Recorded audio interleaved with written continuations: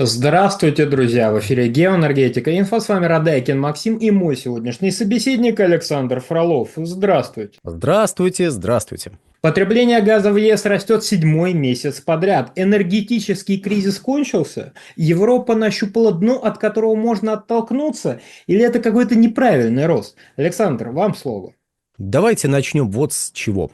Во-первых, да, действительно, потребление увеличилось. Более того, тут возникла несколько парадоксальная ситуация. Если мы возьмем помесячные данные Евростата, их сложим, мы увидим, пусть небольшое, но снижение спроса по итогам 2024 года.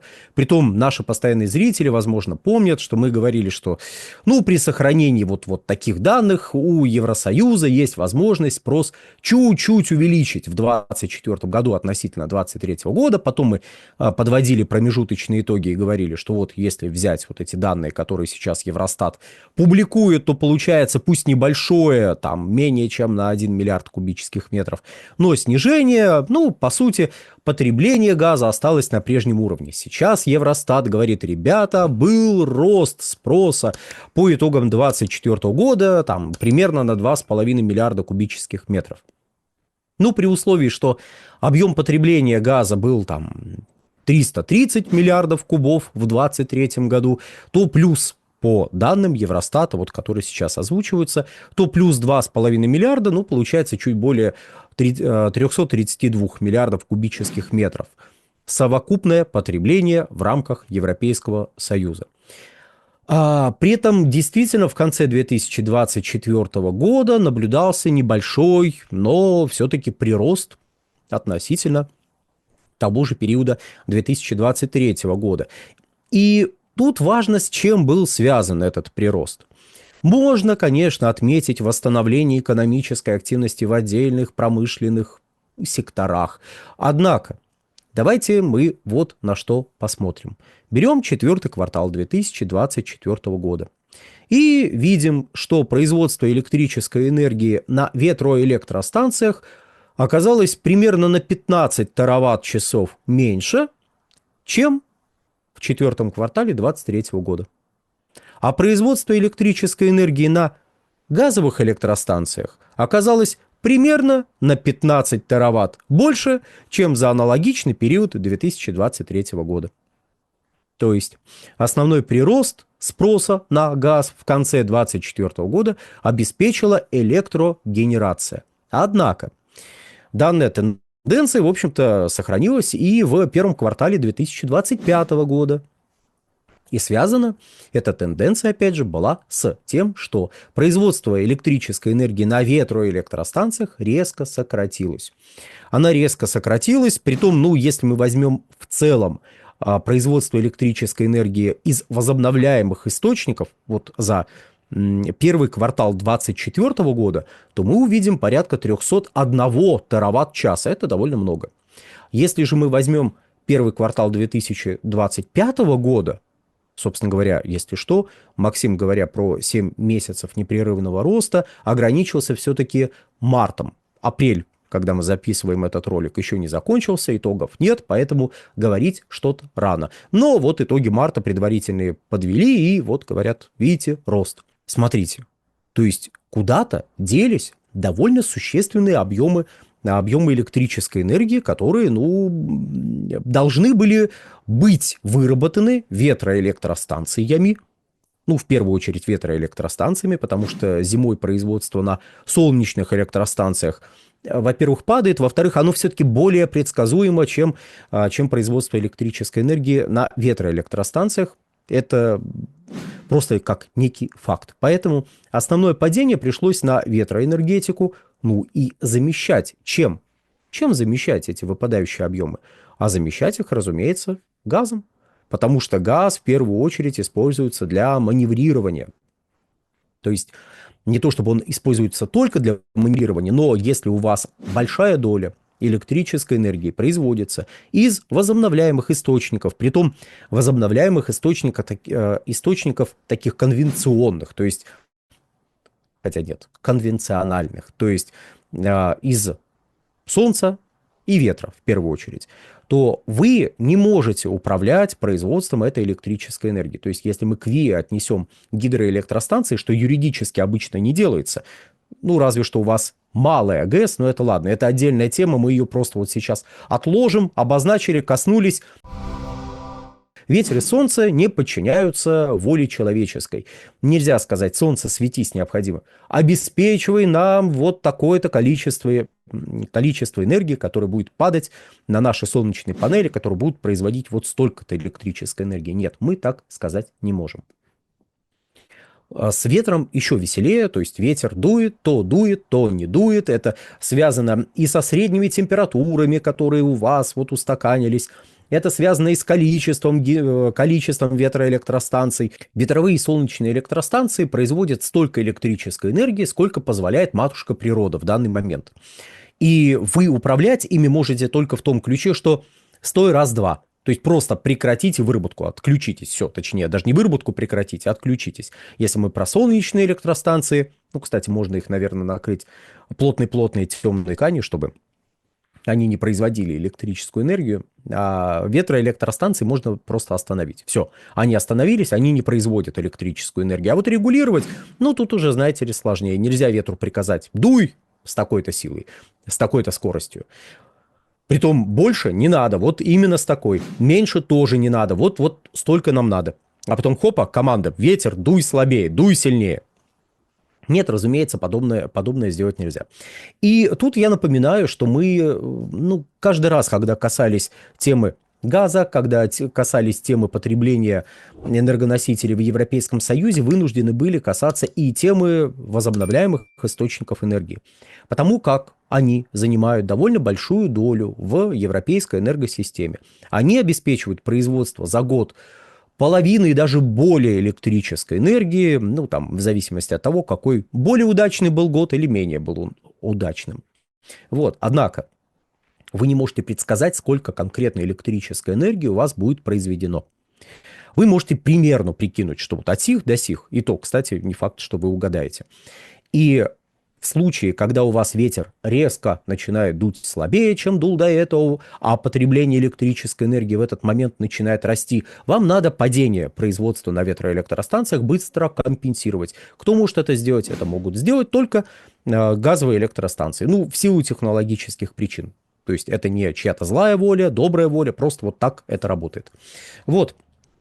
И получилось, что производство электрической энергии на газовых электростанциях в первом квартале 2025 года относительно первого квартала 2024 года выросло с примерно, я подсмотрю в шпаргалку, чтобы вас порадовать точными данными, с примерно 91 до примерно 103 тераватт-часов. Даже там не 91, там 91,8, ну, в общем, 90, с 92, считайте, до 103,6. То есть практически газовые электростанции компенсировали большую часть тех объемов, которые выпали из-за снижения производства электрической энергии на ветроэлектростанциях. Ну и при этом само по себе производство электрической энергии в первом квартале 2025 года оказалось на историческом дне.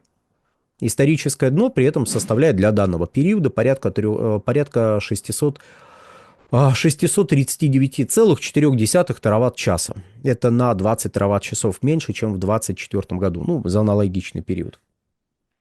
Это мало. Для Европейского Союза, для всех стран Европейского Союза это мало. Это не только объясняется тем, что ой, как здорово, теплынь, дорогие друзья. Поэтому электричества нам надо было меньше. Нет, это объясняется еще и сохраняющимися проблемами у промышленных предприятий. Однако, давайте мы вернемся к тому, с чего начали. Я проговорю еще раз, чтобы акцентировать внимание на следующем. Действительно, производство электрической энергии – это не единственный фактор, который повлиял на рост спроса на газ в четвертом квартале 2024 года и в первом квартале 2025 года. Наблюдается небольшое восстановление промышленного производства в отдельных странах Европейского Союза.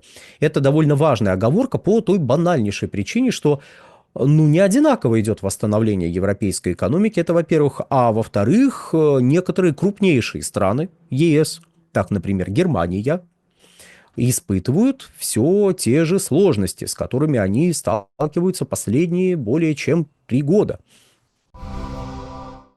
Собственно, они столкнулись со сложностями еще во второй половине 2021 года, и вот, пожалуйста, сложности продолжаются до сих пор. Вы потребляете много газа, у вас много химических производств, химическим производствам необходим газ в качестве и сырья, и там топлива, в общем, необходим природный газ. И, извините, подвиньтесь, оказывается вдруг неожиданно, что конкретно у вас наибольшее падение наблюдается, потому что падение было связано в первую очередь с подорожанием газа, со снижением конкурентоспособности многих предприятий, с тем, что некоторые из этих предприятий являлись частью крупных транснациональных компаний, у которых есть, к примеру, заводы в том же Китае. И заводы в Китае увеличили объемы производства. Тут, видите, еще какой момент. В Китае растущая экономика, в Китае растет потребление всякого разного, в том числе всякое разное производится на предприятиях химической промышленности. В Европейском Союзе снижение экономики наблюдалось, снижение потребления высокомаржинальной различной продукции, ну, потому что там химическая продукция может быть не только конечной, но и частью какого-то вот производственного цикла. То есть предприятие выпускает, там, катализаторы какие-нибудь, отправляет их, к примеру, просто к примеру, отправляет их на нефтеперерабатывающие заводы. Если конкретно в вашем регионе объемы нефтепереработки падают, то спрос на катализаторы сокращается. А в регионе, где растет нефтепереработка, спрос на катализаторы увеличивается. Ну и, соответственно, если у вас есть завод в первом регионе и во втором, то завод во втором регионе будет производить больше катализаторов. А завод в первом начнет снижать объемы производства, потому что, ну а зачем производить здесь, если там еще сырье подорожало и прочее, прочее, прочее. А вот тут, пожалуйста, вы находитесь рядом с центром потребления, вы основной акцент начинаете делать именно на там, заводе в том же самом Китае, который, ну, мы тут уже привели в качестве примера. Вот. И почему каждый раз нам приходится делать оговорки по поводу ветра, по поводу солнца, когда мы говорим про потребление газа в Европейском Союзе? Потому что в Европейском Союзе потребление газа в том числе связано с благосклонностью матушки природы к данному региону, ну и к северному полушарию в целом, если мы говорим про там зимний период. И вот зимний период является периодом довольно стрессовым, когда потребление энергоносителей возрастает, потребление газа увеличивается, даже по сравнению с летними пиками потребления, которые стали наблюдаться, ну, последние лет, года 4 последние, вот, пики потребления летние тоже наблюдаются, но все-таки зимой, даже несмотря на это, потребляется энергоносителей в среднем больше. Газа потребляется больше. Соответственно, вы сталкиваетесь с тем, что в значительной степени потребление газа, если вы Европа, в условиях, когда у вас высока доля ветровых и солнечных электростанций, потребление газа будет зависеть от того, в первую очередь, насколько сильно дует ветер, если мы говорим про зиму. Если мы говорим про зиму, еще раз, солнце выносим за пределы нашего уравнения, просто по той причине, что солнце светит слабо, производство электрической энергии на солнечных электростанциях, хоть и более предсказуемо, чем на ветровых, но оно сокращается, и недостаточно значительный вклад зимой оно вносит. А вот ветровые электростанции, это совершенно другое дело. Ветровые электростанции могут там четверть всей электрической энергии производить, и, значит, если на пару-тройку процентных пунктов снижается объем производства на ветровых электростанциях, значит, нужно кому-то покрыть эту разницу. В этом году, скорее всего, Европейский Союз потребит больше газа, чем в прошлом году, и связано это в первую очередь будет с ростом активности в сегменте электроэнергетики. Ну, во многом показательным будет это лето. Если это лето повторит события 2021 года хотя бы в общем, в общих чертах, то это приведет к тому, что выработка на ветроэлектростанциях, которая, скорее всего, увеличится в апреле и мае, ну, в апреле она действительно увеличилась, которая увеличится еще в мае, может просесть, опять же, в период жаркой погоды. Если таковая установится вот в северном полушарии в целом и в Европе в частности. Так что, дорогие друзья, кто метеозависимый, морально приготовьтесь.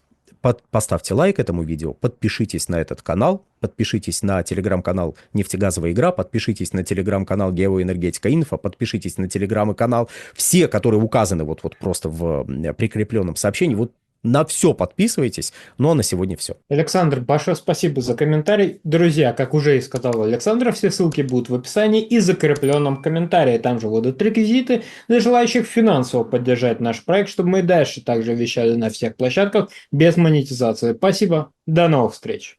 Всего хорошего.